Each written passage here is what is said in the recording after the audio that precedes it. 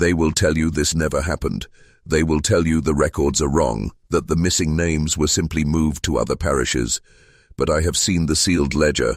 I have touched the pages the church tried to burn. And I am telling you now, 23 women entered St. Mary's Convent between 1854 and 1862 and never walked out alive. It began on the wind-scoured coast of Lake Michigan, under a fog so thick it seemed to hide the truth itself. A towering limestone convent, built from the fortune of a dead lumber baron, stood like a fortress against the Protestant countryside. The black-habited sisters processed in that autumn morning, their heads bowed in devotion, or maybe in resignation. The locals whispered about papist infiltration, but they didn't know the half of it. What happened inside those walls was not faith, it was control. It was an experiment in obedience so absolute that the women inside could be erased, not just from the world, but from history. And you are about to learn the truth they've buried for over a century.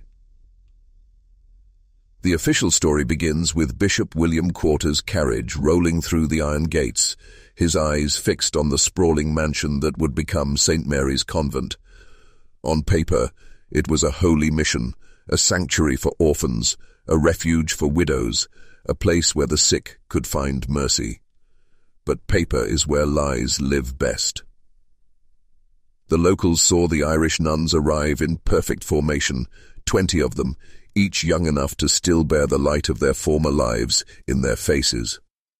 They were led by Mother Superior Catherine Murphy, a woman with pale blue eyes that never seemed to blink, and a voice that could pass for velvet until it turned to steel.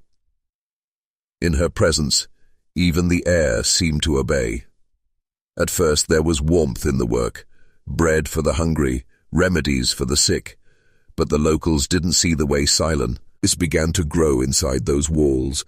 They didn't hear the footsteps at midnight or the muffled sobs during prayer. And no one knew that Mother Catherine had been handpicked, not for her mercy, but for her loyalty to an agenda that had nothing to do with God. It was April 1855 when the first crack appeared in the perfect facade. Sister Agnes O'Connor, 23 years old, golden hair, a voice that could calm even the sickest orphan, simply did not appear for morning prayers. Her place in the chapel stood empty, a void that every nun noticed, but none dared speak of. At breakfast, Mother Catherine addressed it with calculated calm. "Sister Agnes has been called to assist at our mission in Minnesota," she said, her pale eyes scanning the table. Her departure was sudden, as such callings often are. No one saw her pack. No one heard her leave. Her letters home, which had been so full of homesick warmth, suddenly stopped. That evening, Sister Mary Collins whispered to another nun, "Her cloak is still here. Who goes to Minnesota in April without a cloak?" The words were met with a sharp hiss. "Don't speak of it." But it was already too late. Something had shifted. The air in the convent seemed colder. Footsteps echoed longer in the corridors, and somewhere beyond the reach of prayer, a door had closed, one that would never open again. By winter of 1855, the pattern had begun. 3 more nuns were transferred to distant missions, Chicago, Montreal, even as far as New Orleans. Each departure followed the same script: an empty bed at dawn, a brief announcement from Mother Catherine, and no farewells. The official letters from these so-called new postings arrived months later, written in the same precise handwriting, none of it belonging to the missing women. Inside the convent, the air grew heavy with dread. Meals were eaten in silence, eyes fixed on bowls of thin soup. The hour once reserved for quiet recreation was now little more than a tense assembly of shadows, each sister careful not to be noticed too much or too little.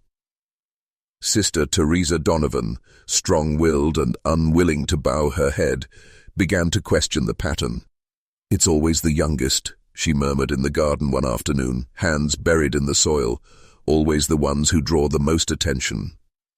A week later, she was gone, called to a contemplative retreat in Montreal, Mother Catherine said, but Sister Mary Collins found a torn page from Teresa's prayer book under her pillow. Scrawled in haste were the words, "Something is wrong. If I disappear, tell Father Ryan." By 1857, the walls of St. Mary's held 12 nuns, where there had once been 20. The vanishings were now a part of life, unspoken but ever-present, like the chill that never left the stone halls. That spring, a workman repairing a drainage tunnel beneath the convent claimed he overheard voices through a grate, women's voices, pleading in low, trembling tones. When he asked about it, Sister Margaret, the infirmary's keeper, told him it was the orphans at prayer, yet the orphanage had been empty that afternoon. One novice swore she saw Mother Catherine and Sister Margaret leading a young nun down the east wing late at night, her wrists bound in front of her. The girl's face was pale, her lips moving as if in desperate prayer. By morning, she was gone. The east wing was always locked after dark. Its windows were nailed shut. When questioned, Mother Catherine said it was to keep the infirmary free of drafts. But the sisters whispered of sounds, a dull knocking from beneath the floor, a sudden gasp behind closed doors, and sometimes singing, soft, mournful, and cut short mid-note. Whatever was happening in the East Wing, it was not God's work. Sister Mary Collins had learned the art of invisibility. She kept her head bowed, her voice soft, her footsteps silent. But the note from Sister Teresa burned in her memory, and each disappearance tightened a knot in her chest. One night in October 1857, she lingered after Compline, pretending to tidy the chapel until the others had gone to their cells. When the hallways fell silent, she slipped barefoot toward the east wing. The heavy oak door was locked, as always, but she had seen Sister Margaret once leave the key in the side pocket of her apron. Weeks of patient observation had shown her where it was kept at night, hanging from a nail in the workroom, hidden behind a jar of powdered myrrh. Her hands shook as she turned the key, the iron hinges groaning.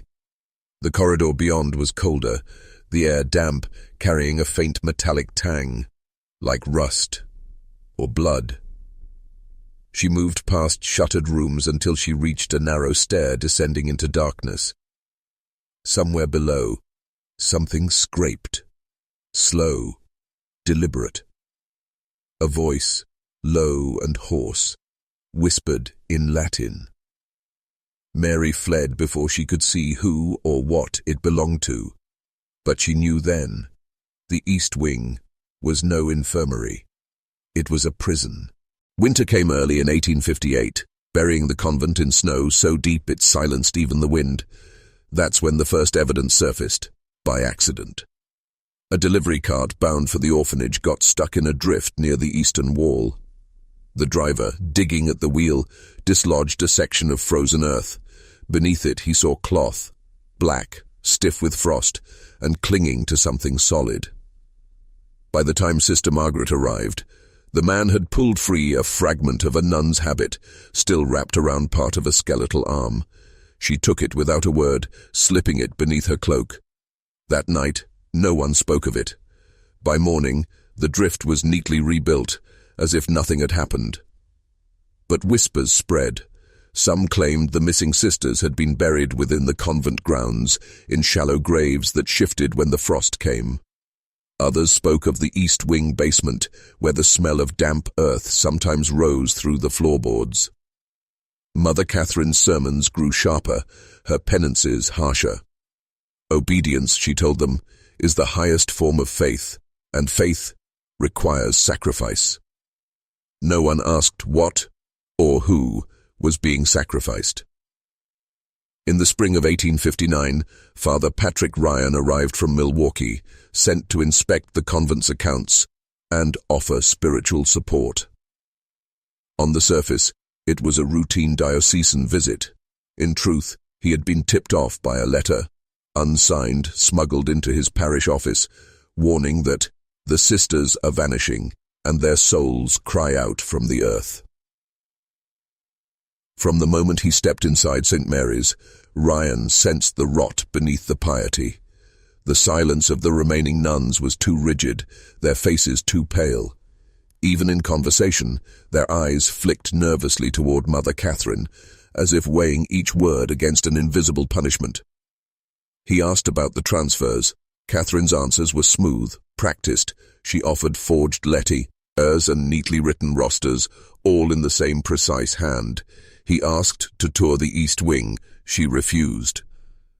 "It is a place for illness and death," she said coldly, "not for idle curiosity." That night, one of the younger sisters slipped a folded scrap into Ryan's prayer book during confession. 3 words, in cramped handwriting: "Help us. Tonight." What he saw when he followed that plea into the locked wing would never be recorded in the diocesan archives, but it would haunt him until his dying breath. The convent slept under a veil of candlelight, the hallways dim and cold. Father Ryan moved like a shadow, the iron key, stolen from the sacristy, heavy in his palm. The east wing door groaned when he unlocked it, the sound swallowed quickly by the dark. The air was wrong here, thick, sweet with the stench of rot masked by incense. The corridor sloped downward, and each step brought a damp chill up from the stone. His lantern's glow revealed rows of wooden doors, each bolted from the outside. From behind them came faint sounds, a cough, a whimper, the rustle of cloth. He opened one. Inside was Sister Agnes, or what remained of her. Her eyes were sunken, her skin paper white, her lips cracked. Shackles bit into her ankles, and she clutched a rosary so tightly the beads had cut her palms. "They say, we're not pure enough," she whispered. "We must be remade." He wanted to free her, but footsteps echoed from the stairwell, slow, deliberate. A silhouette filled the end of the hall. Mother Catherine. In her hand, a candle. In her eyes, something colder than death. Mother Catherine stepped forward, her candle casting long, trembling shadows across the damp walls. Father Ryan stood frozen, the key still in his hand, his lantern flickering in the stale air. "You shouldn't be here, Father," she said softly, almost kindly, but her voice carried a weight that seemed to press the very air around him. He glanced toward Sister Agnes, still shackled in the cell. This is not God's work," he said, his voice low but shaking. Catherine smiled faintly, as though amused by his naivety. "You think the church is built only on prayer and charity? No, Father. It is built on sacrifice, on perfecting the imperfect." She stepped closer, and the smell of burning beeswax mixed with something metallic. "These women came here broken, diseased in body or in spirit. The convent offered them cleansing. Some were remade, others offered themselves fully to God." He tried to move past her, but her hand shot out, gripping his wrist with surprising strength. "If you interfere, Father, the bishop will hear of your private penances in Chicago." Her eyes locked on his. "We all have sins. Here, we make them useful." The words clung to him like damp cloth, offered themselves fully. Mother Catherine turned and began walking deeper into the corridor, her candlelight swaying like a pendulum. Against every instinct, Father Ryan followed. The air grew heavier, the walls narrowing as the stone gave way to rough brick, streaked with something dark that had long since dried. They reached a heavy oak door reinforced with iron bands. Catherine produced a smaller key from her sleeve. "You want truth, Father? Step inside." The hinges groaned open, and the stench hit him first. The smell of decay mingled with incense and myrrh. Rows of wooden tables filled the chamber, each holding a body wrapped in coarse linen. Some were freshly shrouded, their forms scint, ill-firm beneath the cloth. Others had collapsed into skeletal outlines. Between the tables stood barrels, each marked with an unfamiliar symbol, a circle pierced by a vertical line.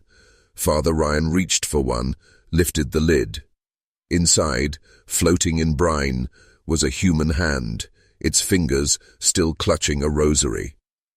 "They are closer to God now," Catherine said behind him, "and soon, so will you."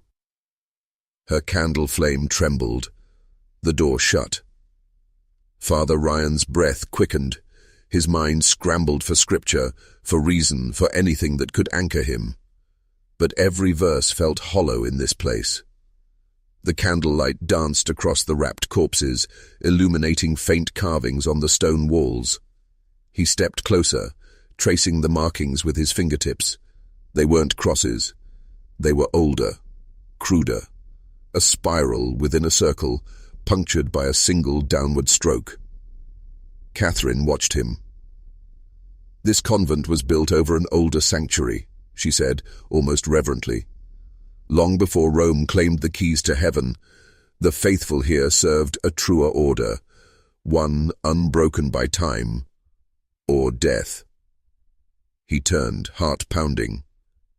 "You've turned this convent into a tomb." Her smile deepened. "A womb, Father. These women carry within them a covenant. In their last breath, their bodies are prepared, their essence preserved. The faithful call it relic-making, but we go further." She gestured toward a shrouded figure on the nearest table. "Would you like to see what remains when the soul refuses to leave?" Something stirred beneath the linen, slowly, deliberately. The linen twitched again, not the random settling of a corpse, but the deliberate searching movement of something aware. Father Ryan froze, every muscle taut. The air was thick with the damp heat of bodies that should not be warm. He took an involuntary step closer, his eyes locked on the shroud.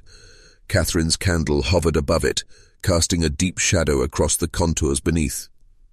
"Some of them," she whispered, "cling to the flesh like a drowning child to a raft. They will not surrender their place between here and eternity." Her free hand reached for the fabric. Slowly she peeled it back. The face beneath was pale, waxen, but the eyes were open, wide. The pupils contracted against the light, darting toward Ryan with an animal sharpness.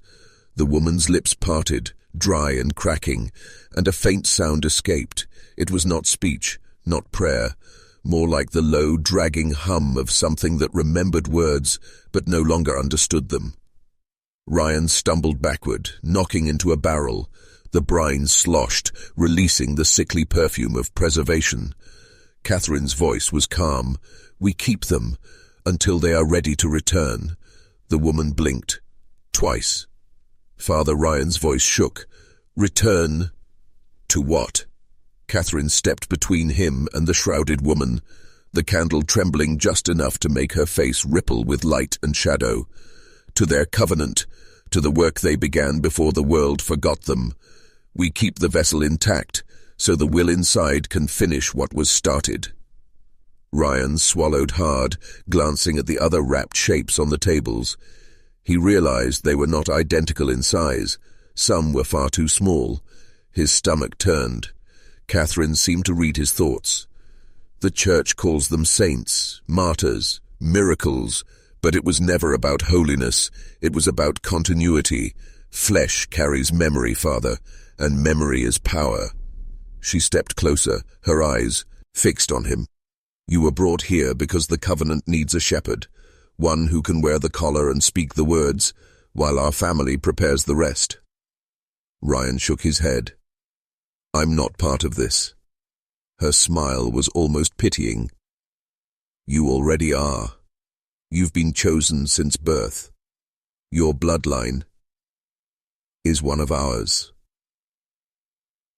In the shadows, the woman under the shroud made a wet, rattling breath, as if laughing. The candlelight caught on the edges of Catherine's locket as she opened it, revealing a tiny daguerreotype. Ryan's breath caught. The woman in the photograph wore the habit of the missing nuns. But her face, it was his mother's. Not exactly. The bone structure was sharper, the eyes darker, but the resemblance was undeniable. The kind that lived in blood, not in coincidence. "That's impossible," he whispered. Catherine closed the locket with a soft click. Your mother was the last to leave these walls. She carried you inside her when she fled, thinking she could break the chain. But blood remembers. It always finds its way home. Ryan's mind scrambled through half-forgotten childhood memories. His mother's reluctance to speak about her past, the old leather Bible she kept locked away, the prayers whispered in Latin when she thought no one could hear. She didn't tell you because she feared you'd come looking, Catherine said, stepping closer. And yet, here you are. The woman on the table turned her head toward him, her gaze glassy but focused. Her lips formed a single word, dry and brittle as parchment, welcome. The word hung in the air like a curse. Ryan stepped back, but his shoulders hit cold stone. The door he'd entered through was gone, replaced by a seamless wall. The candle sputtered, throwing jagged shadows across the room. The other shrouded figures began to stir, the faint sound of cloth shifting over brittle joints. You've returned, Catherine whispered, her voice almost tender. The circle is whole again. Ryan's chest tightened. His instinct screamed to run, but there was nowhere to go. The air grew heavier, thick with an odor like wet earth and iron. The floor beneath his boots felt soft, almost pulsing. One of the smaller shapes slid off its table and landed soundlessly. It began to crawl toward him, its movements jerky but purposeful. The others followed, silent except for the faint tearing of linen. Ryan's vision tunneled, the world reduced to flickering light, shadowed forms, and Catherine's unwavering eyes. You will speak the rites, she said, and when the time comes, you will lie down among us. The candle went out. Darkness swallowed everything. Yet Ryan swore he could still see their faces, inches from his own, glowing faintly from within. And then, nothing.